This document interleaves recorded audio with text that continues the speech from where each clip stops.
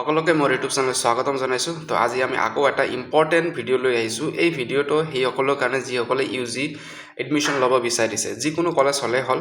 এইটো তোমালোকৰ সামাৰ পৰ্টেলৰ জৰিয়তে হ'ব। এতিয়া জাষ্ট ৰিচেণ্ট এটা নতুন কৰি আপডেট আহিছে, লগালগ আপোনালোকৰ মাজলৈ আহিলোঁ। গতিকে এইটো চাই আপোনালোকে ষ্টাৰ্ট নকৰিব, মানে এডমিশ্যন বা প্ৰচেছ প্ৰগ্ৰাম চিলেকশ্যনটো। মই ভিডিঅ' বনাম ডিটেইলছ, আগত এইটো আপোনালোকক জাননী দিব লগা আছিল, সেইকাৰণে আগতে বনাই দিলোঁ। জাষ্ট আপোনালোকে ডেটকেইটা মনত ৰাখিব আৰু কেনেকৈ মানে প্ৰগ্ৰামটো কৰিব লাগে ডিটেইলছ মই ভিডিঅ' বনাম, সেইটো চাই আপোনালোকে কৰিব। মিষ্টেক কৰিলে আৰু পৰ্টেলটো অ'পেন নহ'ব, তো সেইটো ভালকৈ চাব। আৰু যদি আপোনালোকে চেনেলটো নতুন কৰি ভিজিট কৰিছে, এনেকুৱা নিউজ আগত পাবৰ কাৰণে চেনেলটোক ছাবস্ক্ৰাইব কৰি নটিফিকেশ্যনটো অল কৰি ৰাখিব আৰু এটা লাইক কৰি দিব। এতিয়া চোৱা প্ৰচেছটো। মোড অফ এডমিশ্যনটো ষ্টাৰ্ট হৈছিল আপোনালোকৰ 11 এপ্ৰিল, মানে ৰেজিষ্ট্ৰেশ্যনটো ষ্টাৰ্ট হৈছিল কিমানত? 11 এপ্ৰিলত হৈছিল 2026। ঠিক আছে, এইখিনি গৈছে।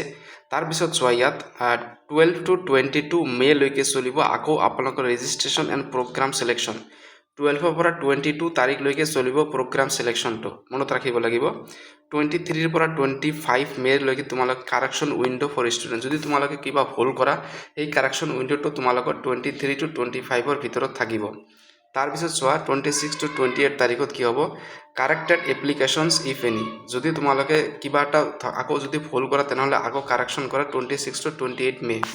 তাৰপিছত চোৱা 29 মে' to 1 জুন কি থাকিব? Preparation and locking of first merit list.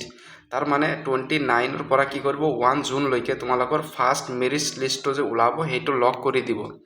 তাৰপিছত 2 জুনত কি কৰিব? Publication of first merit list. 2 June তাৰিখে মেৰিট লিষ্টটো পাব্লিছ কৰিব, যিটো ফাৰ্ষ্ট মেৰিট লিষ্ট। তাৰপিছত চোৱা 4 to 6 June admission of applicants in first merit list. আৰু যিটো ফাৰ্ষ্ট মেৰিট লিষ্ট পাব্লিছ হ'ব, সেইটোৰ এডমিশ্যনটো ষ্টাৰ্ট হ'ব কি? 4 to 6 জুন তাৰিখে। 8 জুন তাৰিখত কি কৰিব? Preparation and locking of second merit list. Second merit লিষ্টটো কি হ'ব? লক কৰি দিব। 9 জুন তাৰিখে কি কৰিব? Publication of second merit list. আকৌ 9 জুন তাৰিখে কি কৰিব? ছেকেণ্ড মেৰিট লিষ্টটো পাব্লিছ কৰি দিব। 10 to 12 জুন তাৰিখে কি কৰিব? Admissions of applicants in second merit list. আকৌ ছেকেণ্ড মেৰিট লিষ্টৰ এডমিশ্যন হ'ব 10 to 12 জুন তাৰিখত। তাৰপিছত 15 জুন তাৰিখত কি কৰিব? Spot admission. কি হয় স্পট এডমিশ্যন, সেইবিলাকত জনাই দিম, টেনশ্যন ল'ব নালাগে। 1 আগষ্ট তাৰিখত কি ক'ব? কমেন্সমেণ্ট অফ ক্লাছেছ। আৰু কি ক'ব? ক্লাছবিলাক ষ্টাৰ্ট হ'ব 1 আগষ্টত। এইটো তোমালোকৰ নন CUET গ'ল। এতিয়া চোৱা যদি আমি CUETটো চাওঁ, 5 to 13 July registration and program selections by applicants. এইটো এই 5 to 13 জুলাই তাৰিখত ৰেজিষ্ট্ৰেশ্যন এণ্ড প্ৰগ্ৰাম চিলেকশ্যনটো ষ্টাৰ্ট হ'ব। এইটো CUETৰ মোডত থকা ষ্টুডেণ্টবিলাকৰ। 14 to 15 জুন তাৰিখে কাৰেকশ্যন উইণ্ড'টো অ'পেন হ'ব। 16 to 18 জুলাই তাৰিখে কি কৰিব? তোমালোকৰ এপ্লিকেশ্যন কাৰেক্টেডটো কৰিব। তাৰপিছত 19 জুলাই তাৰিখে তোমালোক কি হ'ব? Preparation and publication of first merit list. মনত কৰিবা, এটা CUET যিসকলে এক্সাম দিছে সেইসকলৰ কাৰণে। 21 to 22 জুলাই তাৰিখে admissions of first merit list যিকেইটা পাব্লিছ হ'ব, সেয়াৰ এডমিশ্যন হ'ব। 23 জুলাই তাৰিখে preparation and publication of second merit list. ডেটকেইটা কিন্তু ইম্পৰ্টেণ্ট, তোমালোকে এটা এটাকৈ মনত ৰাখিবা।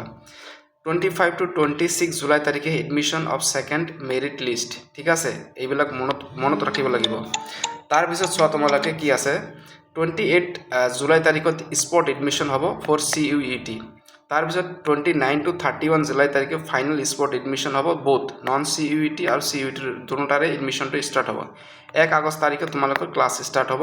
আৰু পোষ্ট এডমিশ্যন 1 to 5 আগষ্ট তাৰিখে induction program, demo classes, code এইবিলাক আৰু হ'ব। তো মুঠৰ ওপৰত তোমালোকৰ UG এডমিশ্যন প্ৰচেছটো ষ্টাৰ্ট হ'ল।